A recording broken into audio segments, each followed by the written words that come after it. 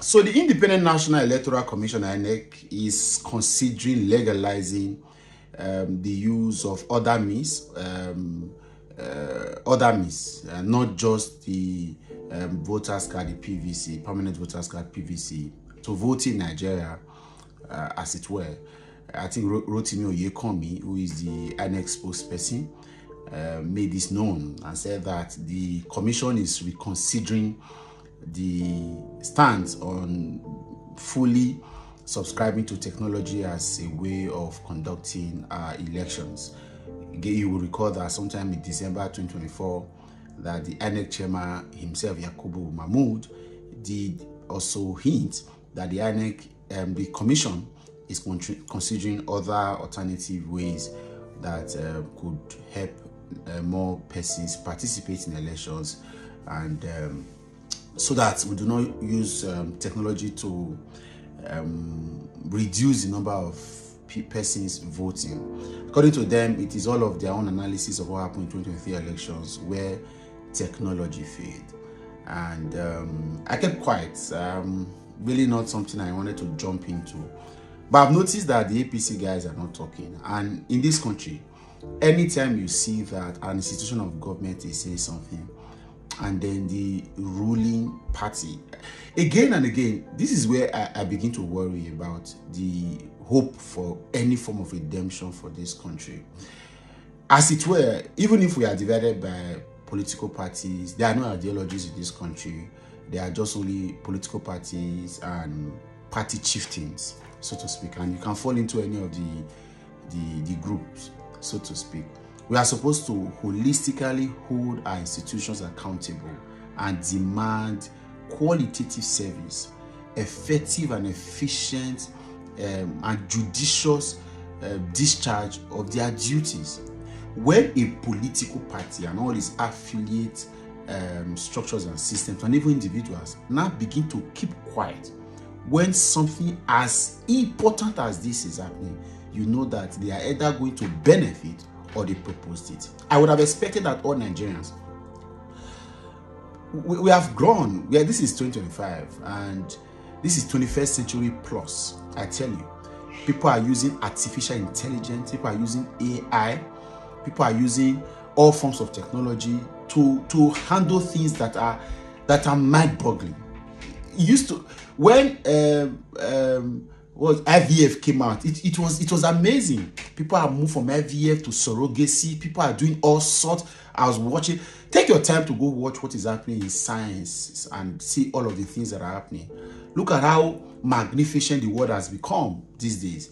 I don't know. We're talking some. I visited an ATM machine in my city, and then I read that they have ways of storing your fingerprints in using that ATM. So when the time comes and they are doing investigation and requires them, irrespective of how many persons have used that ATM, they could help. I expected that we should have moved, but Independent National Electoral Commission, who saw that they had inches in comfortably being able to rig them to their elections, even though they still did, now think that the best way for us to move forward, so something that as at 2015 Nigerians were looking forward to, the era of using technology, that's the IRF, the Beavers, and all of this technological advancement, was supposed to be the game changer. In 2023, all of these guys that we're talking, we're saying that with the Beavers and IRF, that prior to, there are things that you can no longer dare. Now, with all of the effort that has been made, monies, billions of, INEC had over 300 billion naira to conduct 2023 elections alone. With all of that, we're expecting that we should be looking at ways of incorporating smart people, because of course they know the young people do not believe in their political ideology. Injecting them into INEC will mean that they are exposing themselves to a whole lot of sabotage. And the sabotage is not that it's going to sabotage the nation, but it's going to be sabotaging their own effort. So they are trying to stop, because these guys themselves are manual. They are not technologically advanced. And these politicians knows that allowing technology to continue to have his way in our processes will mean that it becomes more difficult for them to manipulate. So INEC in 2025 is suggesting that they are going to review their earlier stance of introducing technology, reduce technological influx into our electoral system and make it now comfortable for people to be able to generate slips from INEC office or from the website to come and vote on election day. And a political party and its affiliates are quiet. That is what bothers me.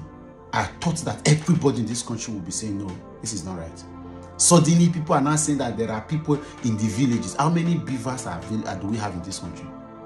What can we do to ensure that these beavers do not have, if indeed that these beavers actually have glitches or there are technological challenges? How many times are you hearing POS fail around? How many times? If POS in the hands of some common illiterates, they are still using them comfortably. Why are we having problem with having, if it requires us to have one technical or technician or one technological expert in every polling unit in this country for next election? Should we not be thinking about that? Yet, they want to take us back to the medieval era so that they can be able to manipulate elections. So a local government can produce 1 million votes and a polling unit can produce 300,000 votes. That's the era we are going back to. So at least it is not getting clear. Again, like I said, I am not worried that INEC is doing this. I'm only worried that Nigerians, because of their political affiliation, think that this is okay and they have kept quiet. Our journey to redemption is farther than you think. If there would be at all, it's farther than you think. I thought we all agree that this country should get better. I thought we should all see that it is now time. And like I was telling somebody on the phone yesterday, you cannot tell me that you want the good of this country and you are not bothered with our electoral process. Forget all the jargons you guys are saying that how did Peter Obi win the election? You guys are just making I didn't win. Was that election something that you were proud of? Can you beat your chest any day and say, swearing that election was something that you can stand to say it is the prototype of the kind of elections we should have? When we are supposed to be reviewing what happened and moving forward, they want to take us backward. That's how bad these people are. Politically, we have gone backward. What we are experiencing in this country, something that we are going to look into. What was going to happen in 2027 will be what exactly happened in the 1979 elections, where the elections were polarized between the East, the North, and the Southwest. That's what we are going to right now. We are going there. In 2027 election, you will see it. The people will vote according to their region. And of course, you know who is going to lose in that way. And that's why they do all this scrapping. We are going back.